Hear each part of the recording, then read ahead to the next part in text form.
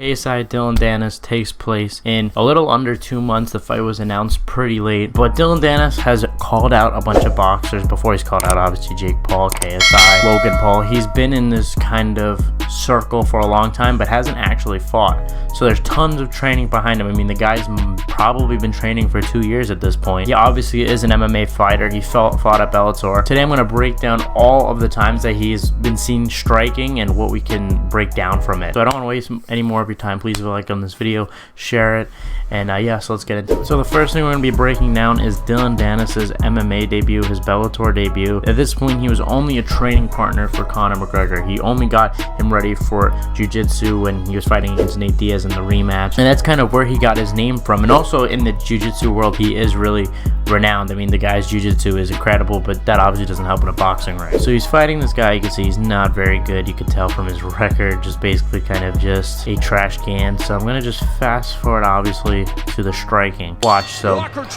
So right away, you see Dillon Danis going into the center.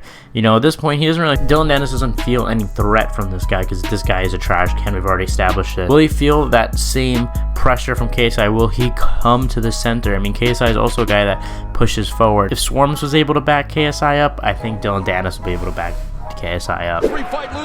Jab, shoots for takedown. Obviously can't do that in boxing. Big overhand. Another overhand lands. So at this point, look, so then right away he gets him to the ground. And then, spoilers, not really here to break down this part of the fight, but like he beats him by heel hook if you were curious. But let's break down this. So like I said, so already, using that jab to back up his opponent. And obviously, look, KSI is probably better than this guy that he's fighting. KSI is going to know a little bit more what he's doing than this guy is. But if you're rooting for Dillon Danis, this has to scare you. Boom, that. Gets caught with an overhand, not once. And look, this might not seem like a big deal, but KSI's main punch is that overhand right. Now keep in mind, the only thing that is different is that they're both southpaws. KSI is going to be an orthodox stance, and they're both going to be fighting for that outside position. But if you want me to break that down and go more deeper into that technique, I probably will when we get closer to the fight, and maybe I'll make a separate video just about southpaw and orthodox. Look, that's enough of Dillon Danis and Bellator, alright? We've seen him, but I want to break down one thing before we get into the actual boxing. Thank you for Fight Hype for getting this video, actually, because we're going to be breaking down the altercation between Anthony Taylor and Dillon Danis, I believe.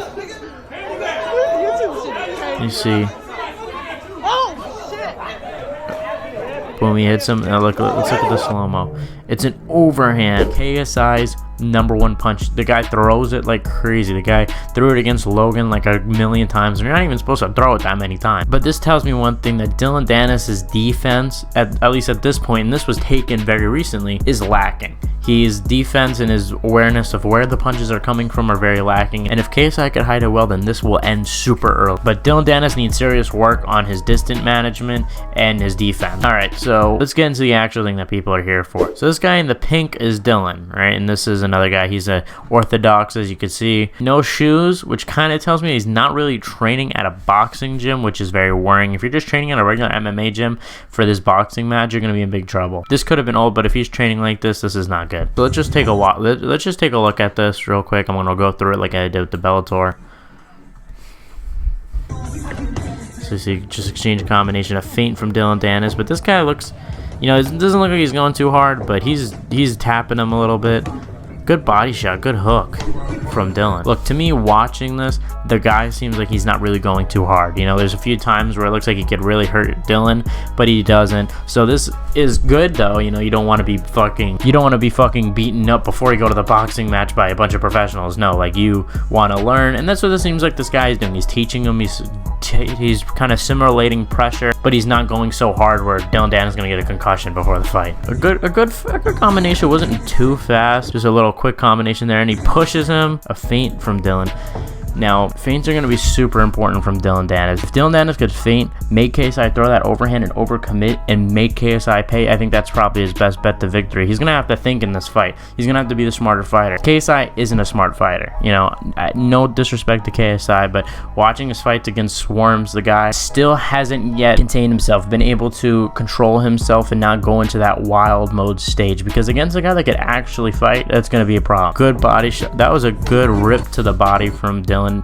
If Dillon can incorporate body shots, slow down KSI. It's 6 rounds, 3 minutes long. If he could slow down KSI, because KSI is notoriously known for that cardio and pushing the pace, he could have problems for KSI. That could be a big problem. So what did we learn today? Look, Dillon Danis so far has shown that he doesn't necessarily have the ability to defend himself. He has a lot of defensive issues that he has to work on, but he had a few good shots in there. He had that good left hook to the body, that left hook to the head. I think that left hook, excuse me, his right hook, because he's a southpaw. His right hook is really good. I'm not sure if he's naturally right-handed, but those shots seem pretty good coming from the right hand. And I think his best shot is, yes, feint. You know, learn to feint.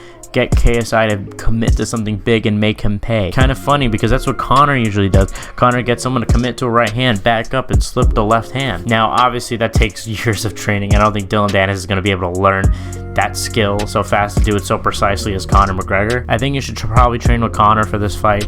Try to. I don't know how close they are realistically, or if they're just training partners. I don't know how close they really are. I don't really know much about Dillon Danis and his relationship with Conor. I think judging from these, I think we need to see Dillon Danis step it up. Look, I could say all I want about, hey man, you should do this, you should do that, but so far Dillon Danis isn't showing me the ability that he is going to do that. So it's going to be interesting more leading up to this, when we see the more open workouts and the current workouts, to see how he is, if he's improved. But yeah, I hope you guys enjoyed this video. Please leave a like if you did, and yeah, I'll see you guys in the next one.